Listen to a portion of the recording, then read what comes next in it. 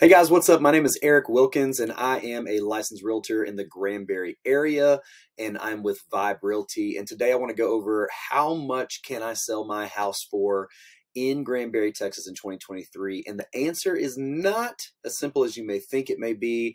You know, it's kind of a market update, what is happening with homes in the entire Granbury area. And, you know, our firm is a data-driven firm. We literally thrive on data. We will not list a house without having extreme data to say this is the price point in which we should be listing this home at. And oftentimes we will not list a home if a homeowner is saying, yeah, but I want to list it for blank, when we know that the data shows different, because data is the driving force behind the real estate market. So today I want to show you, I've run into with listings. Sometimes I run into these problems where I'm working with a client and I'm saying, here is the data, here's what it shows. And we're still in this mindset of, yeah, but my neighbor sold their house for X amount of dollars last month, last year, last quarter, and we simply cannot go off that. We have to go off the data. Now, with that being said, it is my goal to get you as much money as possible when listing your home.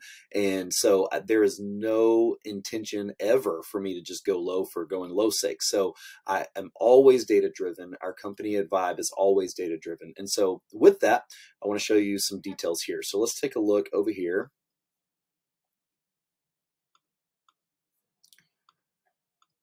All right, so what this is showing data. We're going to look at the historic count of active listings. So looking back, we're in Texas, Hood County, and single family residence. And so with that data, we're just looking at the last 5 years. So on the chart, you're able to see from 18 up to almost 23 right here.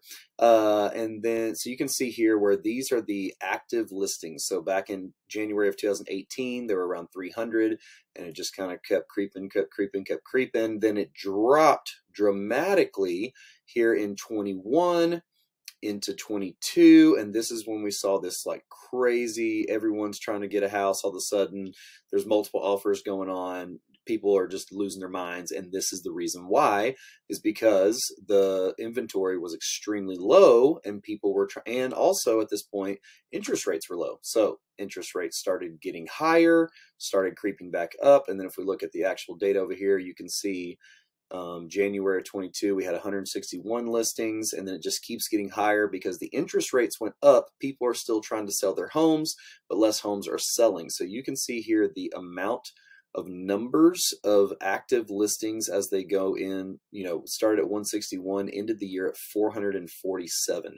Now I want to take a look at the last 5 years. Let's look at what this shows. The last 5 years, all the way back to January of 18, there was 296. And if you look all the way across, you go from 18 to 22, you're going to see 296, 161, 275, 164. And these are going to begin to flip-flop once it gets to right here, 332. There have been more listings here as we increase into the 400s, and there have not been 400s in the last 5 years anywhere, and we are looking in the 400s here. So it is there's just a lot of homes available in the Hood County area that were not available before. And as we look over here at the matrix, when I ran for active listings right now, single family residence in Hood County, it's pulling up 337 active residential homes. And so let me just double check something. Yeah, single family homes there. Back over to here, single family homes there. So it is showing that. Just a quick view of the map to show where these listings kind of are located in the area. As you zoom in, more of these will pop up. But lots of homes available. Now, let's look at something else. Let's look at one more trend. So this is on Redfin. Redfin always has a U.S. housing market. You can go here and get all kinds of data, really tons of data. It's a great tool to use. But something I want to show you is this right here. So right here, this is a chart. The black is the United States. The orange, I'm colorblind, maybe brown, is Hood County. And so what you can see is Hood County is always below the national average, which is really, really cool. Right in here in September 22, we got real close, but we're below the national average, which is great for buyers. It makes us a lower place to live. You can own home, you can own great homes, whereas in other places that same home would cost a lot more, a much higher percentage than it does here in Granbury. And so what I want to show you though is, historically we're kind of fairly even across the playing field here. However, right now there's a big jump in December of 22 between here and here. And as you can see below in this data section, the US was 388, Hood County was 305. So we went down in the median price larger than we have any other time in the past, at least since December of 19. And so it's the biggest spread in those two. So house prices have dropped. These are sales prices. These are not what are they listed for. This is what they have sold for. So you can see there that data is showing that it's a big significant difference in these two than what it was before. And then really it hasn't been this low as far as, it says 305 here since we come over here to right there, June of 21.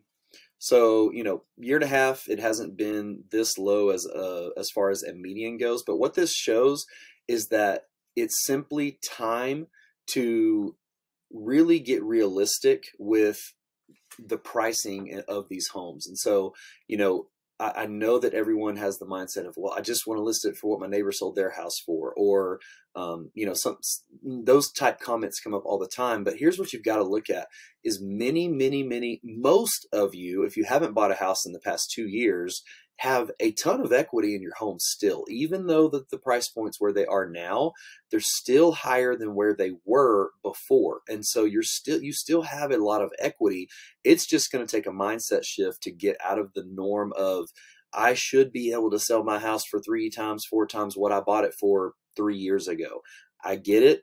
I'm in the same boat. I'm a homeowner, and I totally understand where you're coming from. But at the same time, the data is showing different. And so that's why we have to look at this and say, what's the realistic data behind this to get a actual number to sell my house for? Because otherwise you're going to have your house sitting on the market for too long. It's going to sit, it's going to sit, it's going to sit, and then you're going to lower the price, and then we're going to lower the price again, and then we're going to lower the price again, and it's just going to be chasing the market, and that is really a dangerous place to be. Whereas if we price it appropriately right off the bat, and then we do the correct marketing, that's where really our firm comes into play. Is we are marketing gurus. We actually are a marketing agency that is also a real estate company. So really unique things that we do at VYBE, but we put together a marketing plan that is perfect for the data, and then we sell your home as quickly as possible. So if you have any questions about that, again, my name is Eric Wilkins. I'm a licensed realtor with VYBE Realty here in Granbury, VYBE. And if you have any questions, let me know, and I can help you get your house sold. Talk to you later. Bye.